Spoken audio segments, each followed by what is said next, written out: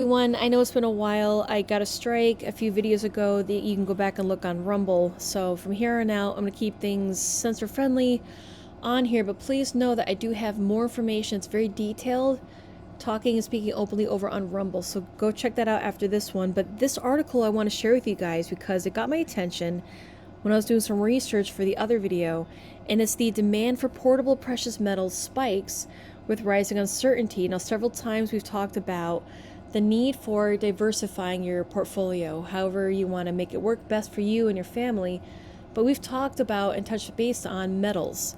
Now, in this article, it talks about precious metals. And here it says that, like gold and silver, have always been popular as stores of wealth. Investors big and small have used precious metals as safe havens to protect wealth from market turbulence. Historically, gold and silver bars weighing 10 ounces or more have been popular because you can build them up in your safe, but the rise of gold IRAs backed by precious metals have also been growing. Now, in this article here, it talks about the prepper mentality. Once the subject of ridicule, doomsday preppers, today's average preparedness-minded American, doesn't live in a bunker or in a homestead.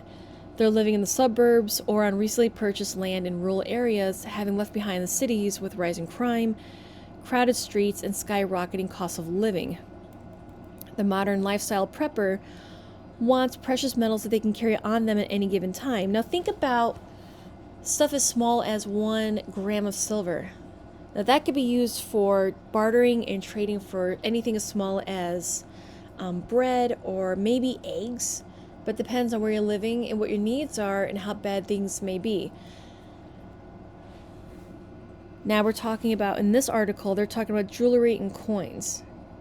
They talk about utility bars, coins, the rising popularity of coins. And this is very true. If you go on eBay or whatnot and other platforms, there are more channels growing almost weekly with people selling coins, numismatics, pre-33, and even modern stuff like eagles, maples, Britannias, and so on, and even as small as grams of silver. And again, we've talked about this in the past, including goldbacks, diversifying what's going to work best for you guys. So we talk about skills, barterability, what you have, what you can store on, and then how you store it. Above ground, underground, whatever works for best for you guys. But in this article, it talks about this growing want and demand of metals, not just here in America, but around the world. Now, in this article also touches base on an important point. It says here, unfortunately, many Americans are unaware of the value of precious metals. A viral video made its way around on YouTube years ago with a popular YouTuber, I think he's talking about Dice, offering random people on California streets their choice of 1-ounce gold coin or a $20 bill. And in the video, if you guys remember or you want to go back and look for it, a lot of people, I think everyone took the cash. And if you look in the video, he's standing in front of the coin shop, and after people accept the cash, he says, yeah, you could have just taken this coin and went in there and gotten $1,800 for it. But a lot of people don't realize the value of gold and silver. It is growing, which is great, just like many other things people are waking up to. But you got to look to options to have on hand, but at the same time, educate one another. And the great thing is people are bartering right now. I've read stories about contractors in Pennsylvania, Ohio, New Hampshire, and elsewhere who are accepting not just crypto, but metals now, including silver, which is great because historically we've always been on a silver standard. For thousands of years, Spain set the tone to where South America took note of it and followed it. Even early in our American history, we were doing the same thing, working with Spain with the silver standard. That changed with the war crime of 1873, and then ultimately in 1900s, flipping it to the gold standard.